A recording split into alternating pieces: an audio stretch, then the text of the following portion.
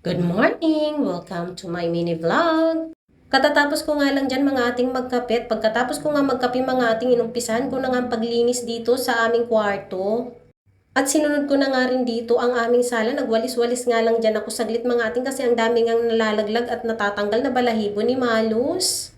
Kaya hindi talaga pwedeng hindi magwawalis at sinunod ko na nga rin dito sa labas. Hindi naman talaga makalat mga ating dito sa labas, kaso nga lang talaga mga ating ang alikabok po talaga dito. Maraming mga parang mga buhanging maliliit. At inayos ko na nga rin dyan mga ating yung mga lagayan ng halaman ko na nagkamatayan kasi yung mga halaman ko mga ating sa sobrang init kahit tinidiligan ko naman araw-araw. Habang nagwawalis nga ako dyan mga ating talaga naman ay nababahing ako dahil nga sobrang alikabok. Kailangan talaga mga ating nawawalis nga talaga ito araw-araw dahil kung hindi ang dami kong makukuhang buhangin. Umakyat na nga rin ako mga ating at naglampaso na nga ako ng aming sahig. Sinunod ko na nga rin dito sa aming kusina.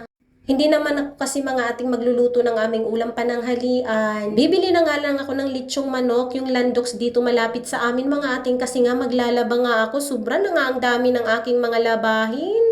Pagkatapos ko nga pilian yan mga ating ay nagsalang na ako agad. Hanggang dito na lang. Salamat sa inyong panonood.